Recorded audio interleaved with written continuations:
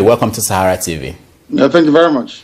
So let's start with the national conference going on in Nigeria. I know that several groups were not allowed to be part of it because they don't want people to go to the no-go area. What is your take on the national conference going on?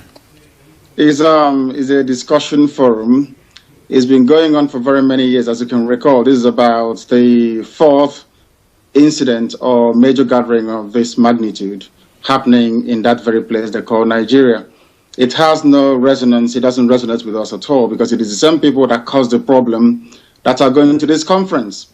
How can you ask people that created a problem to go and solve it? I've not seen where that's ever happened in the world before. So our take on it is that people are free to talk. I believe in democracy and in the right and freedom of anyone to speak. So if people wish to gather to speak on a range of issues they consider very pertinent to their problems, then we welcome it. But in terms of affecting our overall outcome or in a way trying to improve our lives, I very much doubt it.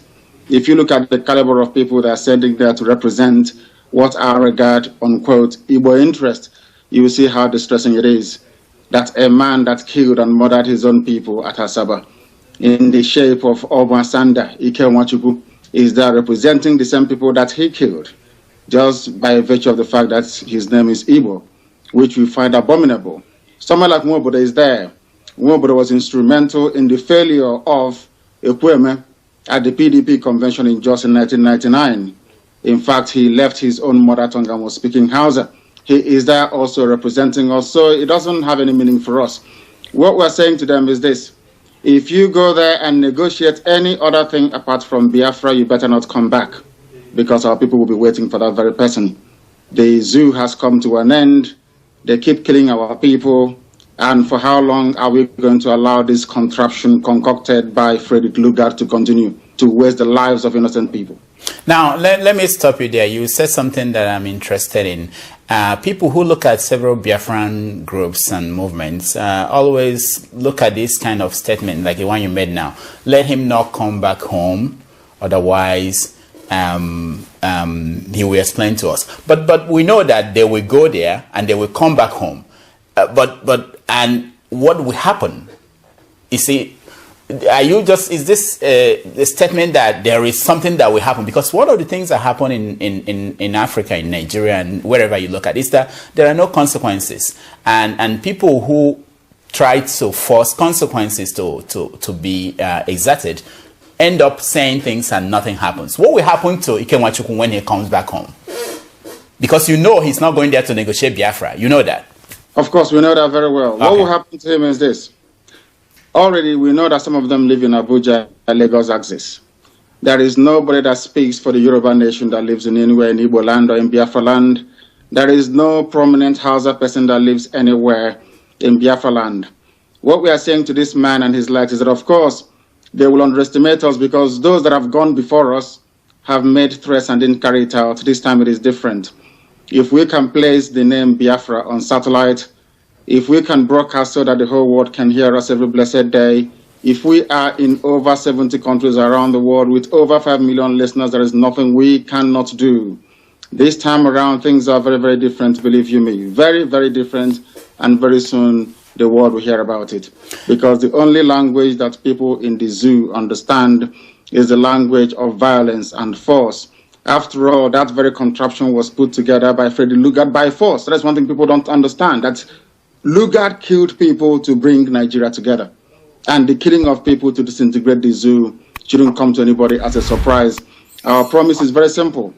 If they fail to give us Biafra, Somalia will look like a paradise compared to what will happen to that zoo. It is a promise, it is a pledge, and it's also a threat to them. Mm-hmm. They must understand this, that we've had enough of this nonsense. These criminals cannot be stealing money belonging to everybody.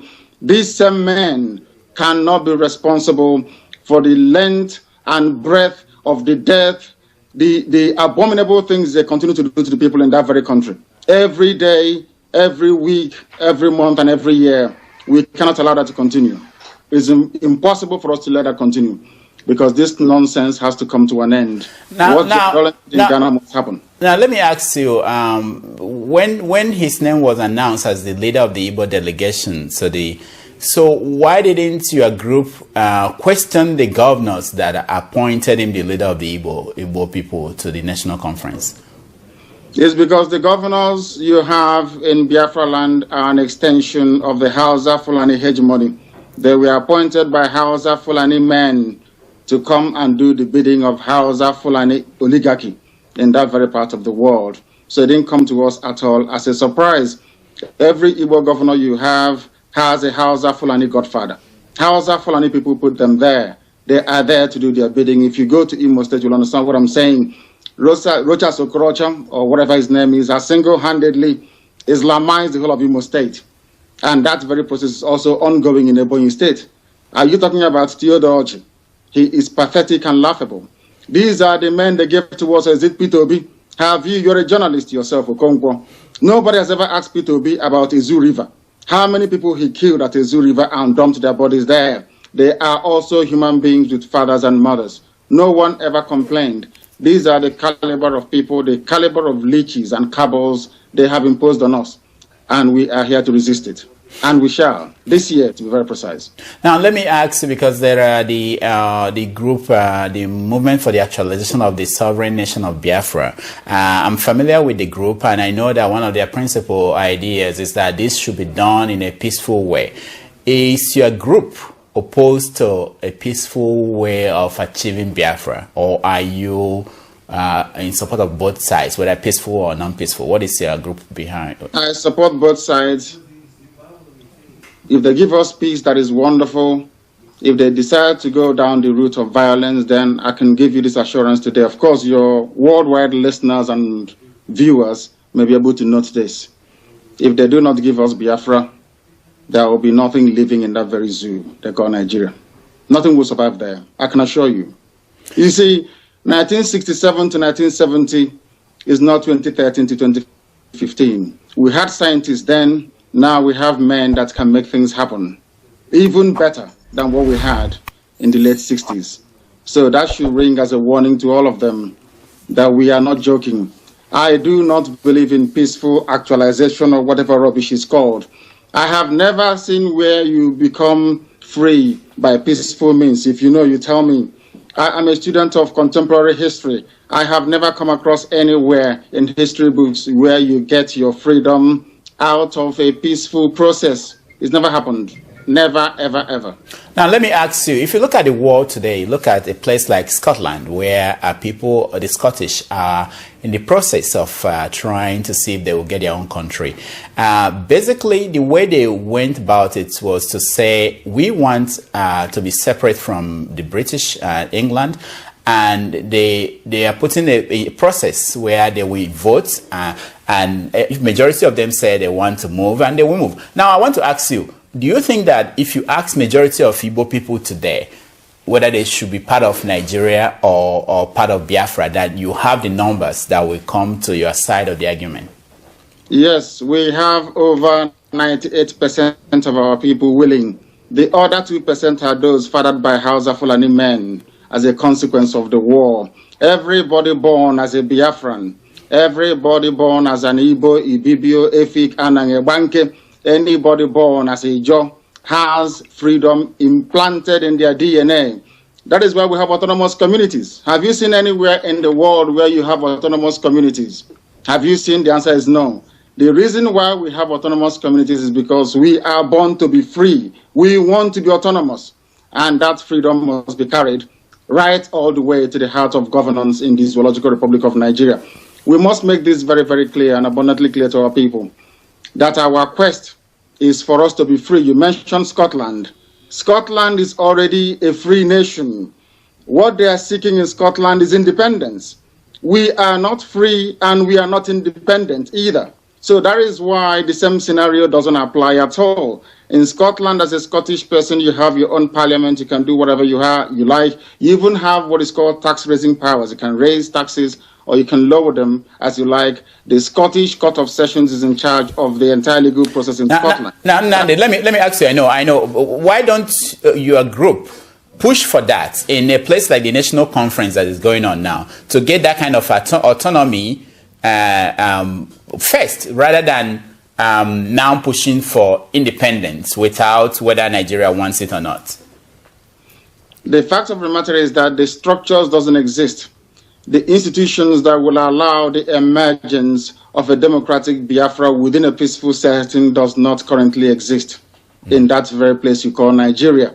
Mind you, that is the name of a river. Up north, you call them Niger, which is French. If you come down a little bit, it is called Niger, which is English. And the people that live around it are called Nigerians. The only place, or part of the only place in Black Africa where you name a people after a river. I have never seen any civilized country in the world where people are named after a river. It's never happened before. The people own the river, not the other way around. By tacitly accepting the word and the tag Nigeria, what it means is that you never had any history until Frederick Lugard came, which is a fallacy, it's an abomination, and nobody should be saying that. Coming back to what you said, there is no way we can run for office as a political party. We tried it with ABGA and it did not work. These issues were thrashed out very well. Is that the people that control the levers of power within Nigeria are not politically sophisticated enough to appreciate the finer point of political discourse. In other words, that disputes resolution can best be conducted within a political setting where people are civilized. And I'm afraid to say that what I see in the zoo they call Nigeria, people are not civilized. Now, we're out of time, but let me ask you, last week, I believe, the Biafran Zionist movement claimed a responsibility for the attack at the Enugu State Government House.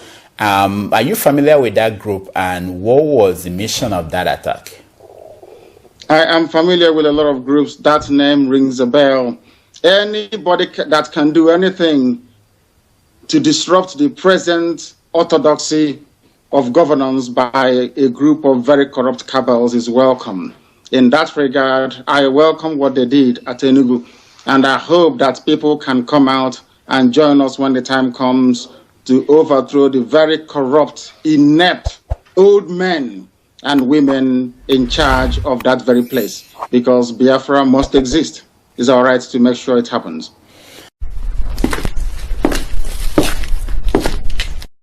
For over a decade, this has been the birthplace of innovation. Innoson Vehicles is a testament to resilience, employing international best practices to create more than just a car. Every vehicle here tells a story of durability, fuel economy and safety. Crafted with the African spirit, the Nigerian heart. These vehicles surrounding me embody the unique concept of regionalization, each one designed to cater to the tastes and preferences of our people. From the streets in Nigeria to the terrains of the Sahara, these vehicles are designed for our roads, for our people. This is more than a vehicle. It's a symbol of our progress, our resilience, our collective success story. Your feedback drives us to continuously innovate and improve. Innoson Vehicle, the pride of African roads.